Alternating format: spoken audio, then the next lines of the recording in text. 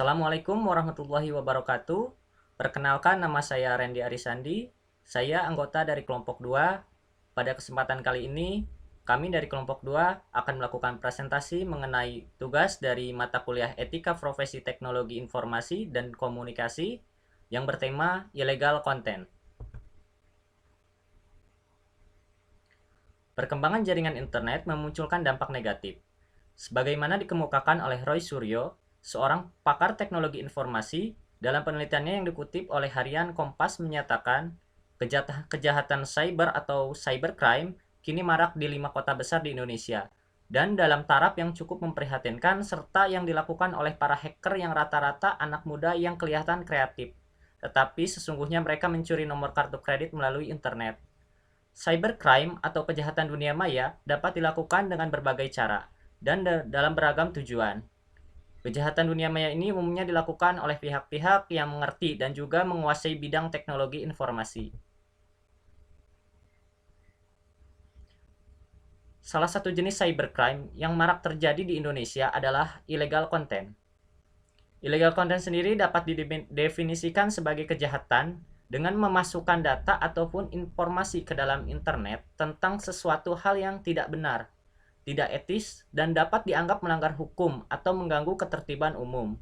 Dalam artian sederhana, adalah merupakan kegiatan menyebarkan seperti mengunggah dan menulis hal yang salah ataupun dilarang dalam juga merugikan orang lain.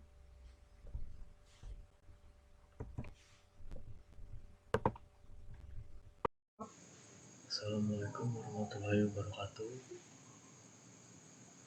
Saya Fadoli Akbar dari kelompok 2 ingin mempresentasikan hasil kerja kelompok kami, yaitu tentang illegal content. Di sini saya ingin membahas tentang salah satu contoh kasus illegal content yang sering ditemui adalah dalam bidang pornografi atau cyberporn. Cyberporn itu sendiri merupakan kegiatan yang dilakukan dengan membuat, memasang, mendistribusikan, dan menyebarkan material yang berbau pornografi, cabul, dan mengekspos hal-hal yang tidak pantas. Cyberporn telah menjadi salah satu dalang rusaknya mentalitas generasi muda.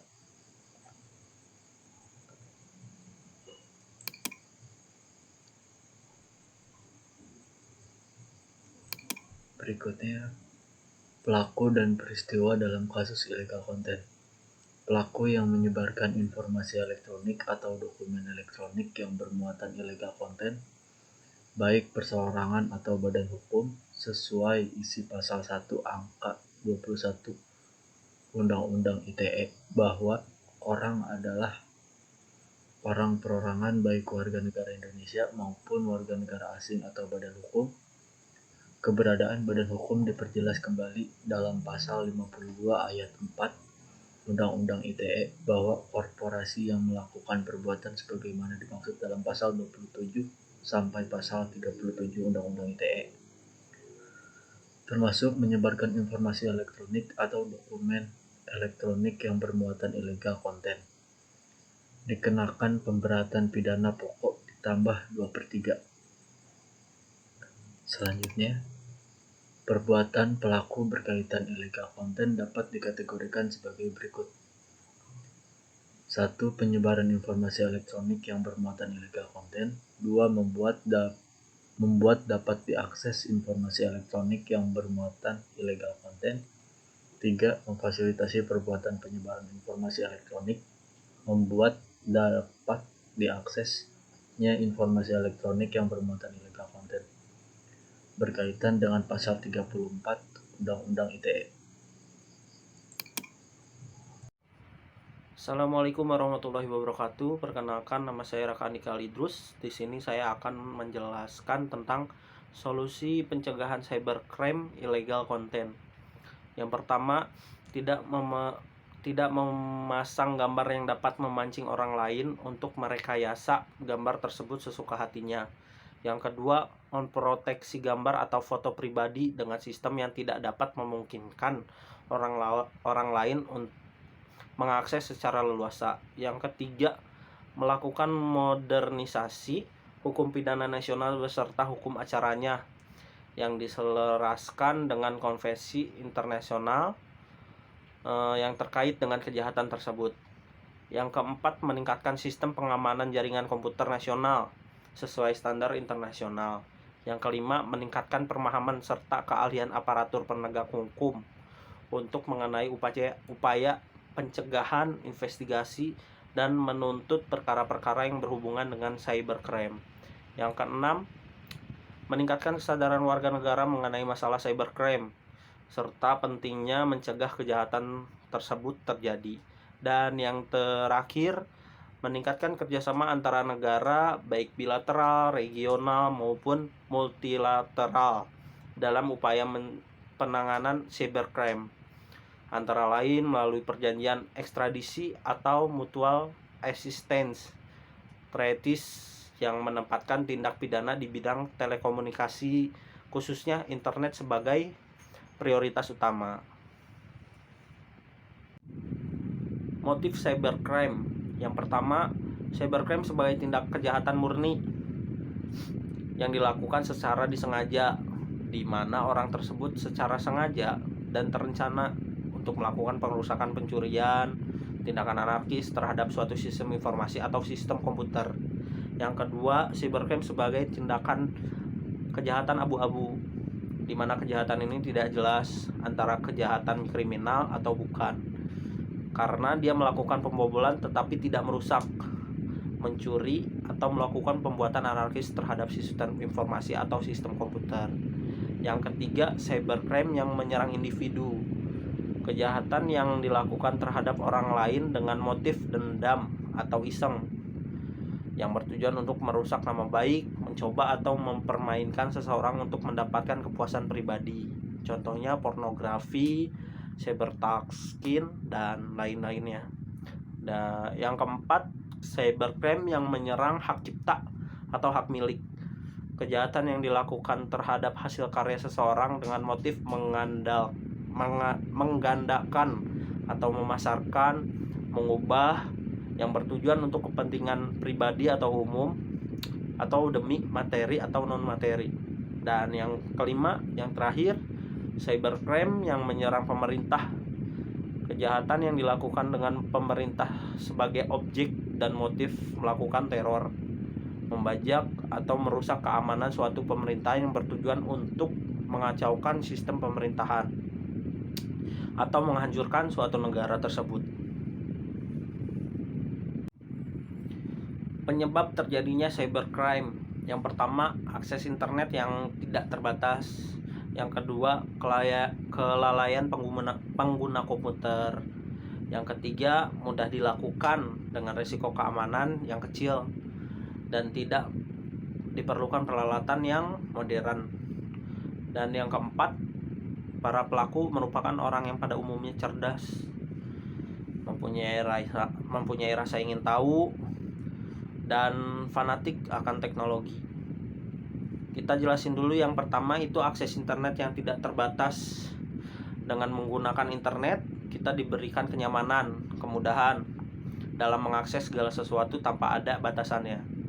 Dengan kenyamanan itu yang merupakan faktor utama bagi sebagian oknum untuk melakukan tindak kejahatan cybercrime dengan mudahnya.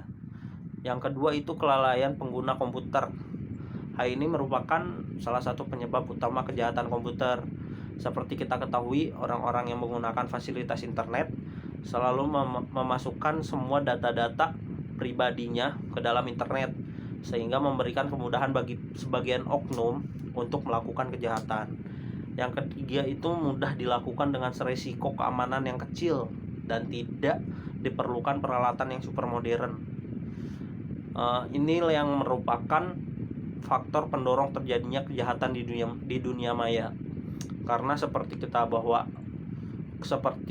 ketahui bahwa internet merupakan sebuah alat yang dengan mudahnya kita gunakan tanpa memerlukan alat-alat yang modern.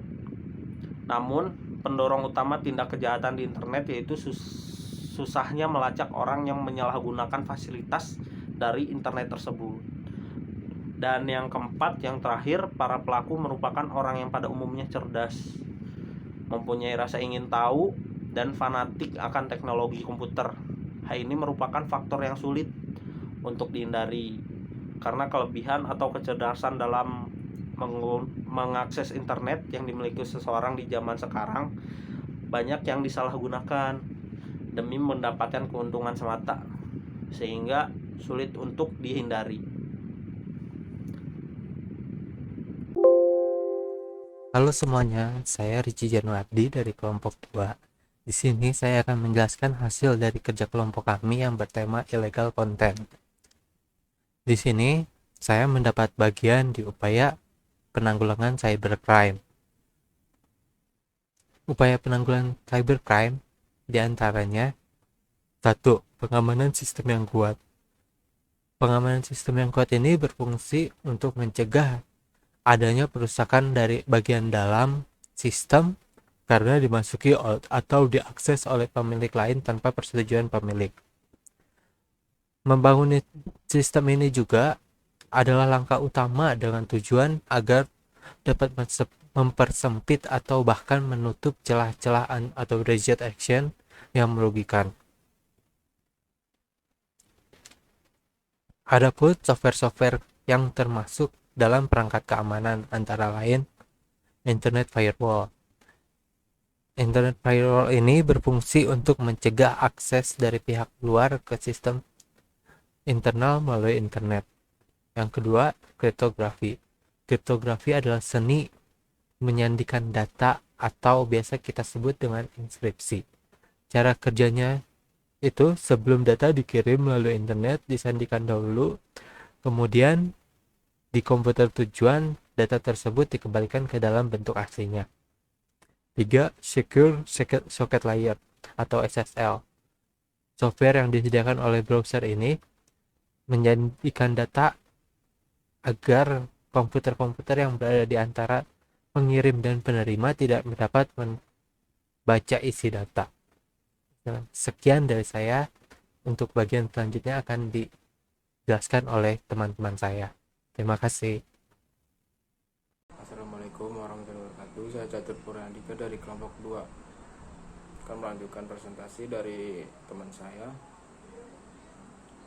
Langsung ke penanggulangan global. Beberapa langkah penting yang harus dilakukan setiap negara dalam penanggulangan cybercrime. 1. Dapat melakukan modernisasi hukum pidana nasional serta hukum acaranya.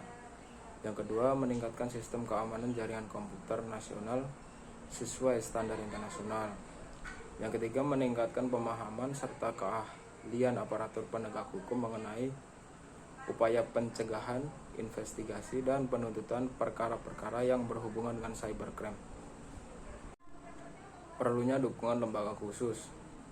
Lembaga-lembaga khusus baik milik pemerintah maupun NGO diperlukan sebagai upaya penanggulangan kejahatan di internet. Di Amerika Serikat memiliki Computer Crime dan Intellectual Property Section.